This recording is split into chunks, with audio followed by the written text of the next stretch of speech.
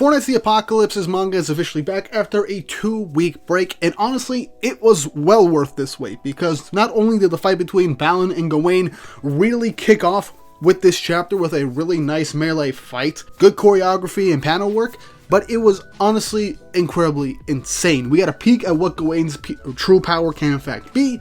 We got more information on her ability of Dawn, and showcasing how her character has grown over the course of the time skip full force. And I cannot wait to see what's going on next, because this confirms that we have at least 2 more chapters for this fight with Gawain versus Balin, if not longer, depending on how Nakaba wants to pace this out, because based off the end of this chapter, we at least have 2 more chapters before this fight concludes.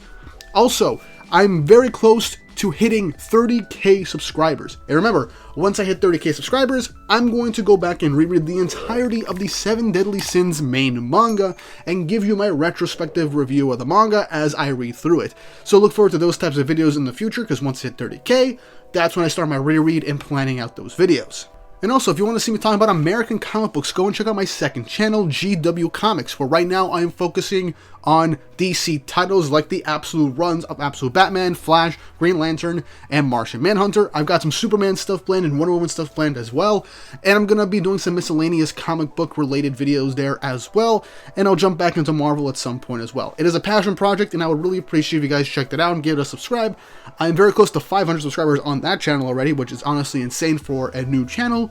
So I would really appreciate the help and support on that. But with that out of the way, let's jump straight into chapter 190 of Four Knights of the Apocalypse, titled Head-On Clash. And the cover image is just Gawain in her buff form facing off against Balin. This image looks sick, and I cannot wait for this to start. The announcer, aka Gowther in disguise, ends up saying how intense this fight was, showcasing how Gawain is not only a wielder of great magic, but is also a possessor of truly fearsome punching force. But Balin, the defending champion, is still an invincible body that refuses to take damage, wondering who will take on the win. And we still get some focus on Beltrop as he is holding on to his right arm, asking what's happening to him. This old scar is aching as Gowther pierces into his mind, as we see the chaos blocking one of his memories, specifically the memory of Escanor, as Gowther begins to think that Beltrop's memories are getting poked at and prodded by chaos is restraining it full force right now, and is wondering if Gawain's weapon or Gawain's latent abilities is what's triggering it. So yeah, not only with what we're going to get later on, this, more or less, as we've all figured, Gawain's power is related to Escanor in some way, shape, or form. It's most likely an alternate form of sunshine, and this is poking at Beltrop right now, showcasing just how deep that hatred of Escanor and that PTSD truly is. Back to the fight, Balin says, "When I first saw you like that yesterday, it stirred me like little does now. Is this your magic force, little lady?" And as Gawain erupts with a flaming aura, she announces her magic power, Dawn. It's the first time we got the actual name in the main series and not just in bonus material in volumes. And so Gawain goes on to explain that she can build up the massive heat of the sun and convert it into her own power. Now, back in the Demon Realm arc, we knew that Gawain had to build up her power in order to use her buff form. But now we full-heartedly know that Gawain's power is tied intrinsically to the sun. But instead of it giving her power over the course of time like Escanor with Sunshine, Dawn allows her to build up and store her power within her so she can unleash at any point that she wants. So right now, it's implied that she has full power of the sun within her, and she can end up using as much as she wants in the fight. And I really like that we're finally getting an actual explanation for Gawain's Dawn ability, and this definitely adds some extra layers for what we can see in the future with her latent powers. Balin goes on to say, "Dawn, the first light of the day, a sign illuminating the way ahead. How beautiful. You're almost like a sun goddess." Gawain ends up reacting kind of flustered. What is with this guy? As she says, "That won't make me let up on you." She obviously loved that compliment. She still has a inflated ego to a point where compliments will just really inflate it even more, and she kind of loves it. But anyway, they both get in a fighting stance, flaming magic encasing Gawain's sword. As Balin says, "I'm fine with that." As the two of them begin to clash, causing a massive eruption and aftershock from just the clashing of their swords to the point where it blows away the audience. The two of them begin to constantly clash blades, parry and block and strike at each other as they don't land a hit. Balin then manages to knock Rita out of Gawain's hand as it falls toward the side of the arena. But Gawain counters, kicking Balin's sword into the air and then plunging it into the ground with her heel. As now the two of them are now down to actual bare-knuckle brawling. No weapons at this moment. That was awesome. The precision and the quick-wittedness of Gawain and Balin to knock each other's weapons out to a certain degree and distance. That was really, really cool. Gawain then kicks Balin in the head, but Balin then punches Gawain in her side as that knocks her back onto the ground as she coughs up blood. Balin still has no damage on him. And then Xion begins to be a dick. Yes, I'm calling him Xion again instead of Gion because he's acting like a dick again. I knew it was gonna take some time, but man, I need someone new to just dislike again. I gotta go back to Xion if I have the opportunity to. But Xion says, I'm sure defeat's just a matter of time. They're too far apart in force. As An is saying, how can you say that about a friend in trouble? And Donnie brings up the obvious that Xion probably still holds a grudge against her for lighting his hair on fire when they first met after the Leonis arc, which, a petty grudge for 2 years. Xion holding that grudge, I wholeheartedly believe, and I guess he just needed an excuse to kind of be a prick. But anyway, Balin asks Gawain if that's all she's got. But Gawain gets back up and ends up saying, I kept this in my pocket for the final, or when I'll beat Percival to a pulp, but I'll let you see it. As Gawain is about to unleash her trump card, as she clasps her fist, as her muscles begin to bulge, as she begins to grow, as everybody sees that she's getting larger. And in the next page, we see Gawain, like twice or 3 times her size, towering over Balin, saying, Tyrant style, 80%. Release. As Gawain says, let's see just how long you can hold out now. Towering over Balin, Gawain is just a muscular mask and her head is absolutely tiny on her body. This looks almost identical to ESANOR'S The One form.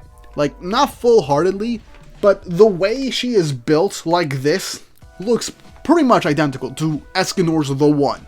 And it is both cool and ugly as hell. Now, obviously, if she keeps using it, I'll probably get used to this form, but as of right now, it kind of looks bad, mainly because her head is so tiny on that massive body right now. But either way, it's still super hype, because we get to see Gawain, essentially to an extent, using her full power, or at least 80% of her full power. But yeah, this is crazy. As Gawain casually bashes Balin into the ground, knocking him towards the side, unleashing a full force of power, shocking everybody. Gawain then kicks Balin in the air and then swats him to the side at the same time, as she keeps launching a flurry of attacks against Balin.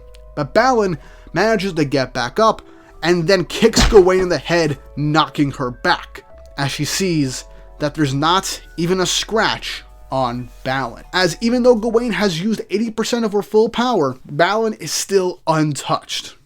And Balin goes up to Gawain, saying, I know this still isn't everything you have. I beg of you, please take me even higher. Gawain breathes heavily and goes back to her previous buff state. Most likely, I'd say maybe 50% or 40%. Definitely at a certain percentage. But Gawain says, you won't be smiling for much longer, trying to keep up that bravado while having a bit of a smirk. As Balin is kind of enjoying himself still, saying, I hope I am not. I've always wanted to fight someone who could change my destiny itself. Now, obviously, this line of destiny, I'm not sure what this means, but for all I know, it could just be for Balin thinking that he's going to be stuck in an era of isolation where nobody can actually give him a proper challenge or injure him, or it could literally just be a turn of phrase. But I would love it if this line of destiny might be a clue to how to beat his power of invincibility. Because, as we all know, Nakaba Suzuki, sometimes he's clever with foreshadowing and planting seeds for future plot beats and ways to give weaknesses to characters or alluding stuff to characters, or he beats you over the head with the most obvious stuff possible. There's barely an in-between. So, we gotta see how that turns out. Now, Gawain's thinking over her options, that all of her strikes and magic got cancelled out, and that Balin really is a monster. And if 80% can't even hurt him, 100% most likely won't even hurt him at all. And so now she's got to take a deep breath and think. The first thing is to not waste any more of her energy. But as Gawain gets up, and I like how she's thinking over her options, thinking about this tactically and not running out of her power, showcasing her growth as a fighter, that she isn't going to waste all of her energy in an attempt to try and make something work. She's going to plan this out, showcasing her intelligence. But Balin asks her, what is it that she's fighting for? Gawain smirks and says, what do you think? As the final page of the chapter, Gawain strikes a pose saying that she's fighting for the ones that are near and dear to her, as the images of all of her friends appear behind her. And that ends the chapter. I love this chapter because, well, yes, Gawain essentially did nothing in terms of dealing any damage to Balin. We got to see a peek of her true power. We got to see how Beltrop is reacting to most likely her magic abilities and her latent potential as the user of Dawn, which is, like many theorized, might be a changed or evolved version of Sunshine to properly adjust itself to Gawain's body now that she has that power, most likely, or the weapon. So this is definitely going to peak towards the end of this fight, but I still have to wonder what this could be. Gawain thinking about things tactically and not wanting to waste her energy in this fight makes sense, and I love that she's come far from the person that was literally just swinging around her fists and attacks all willy-nilly from her first introduction, just letting her abilities just flail her around, thinking that she'll win no matter what. But what really makes me incredibly happy is that while we got to see this when we got reunited with Gawain once we entered Camelot again with Percival, this chapter ended off full-heartedly showcasing her growth as she now, is prideful, but she fights not for herself and her ego, but for the people that she holds dear, and that is definitely something that I really love. Showcasing that she's accepted her team, her friends, essentially a community that cares for her and has her back, and she will do anything for them as well. And that fully solidifies a good way of showcasing her growth as a character in this amount of time. And that was definitely a great way to end the chapter. But now the question is, how will Gawain beat Balin? What plan will she come up with? Or will she actually lose this fight, giving her her first real loss since Pelgard, essentially, back in Leonis? So that is definitely going to be interesting to see, and I cannot wait to see how this fight pans out, because again, we have at least 2 chapters left of this fight. Next chapter is only going to be a back and forth, leaving off with a massive cliffhanger, and the fight will probably conclude in the following chapter. But that's just my predictions and thoughts. But either way, what do you guys think of this chapter? Leave your thoughts and opinions in the comment section down below, and we'll do a comment discussion video later on in the week as per normal. And we'll just go over what will happen with Gawain moving forward in the future. Now, with all that said and done, hope you all have an awesome day.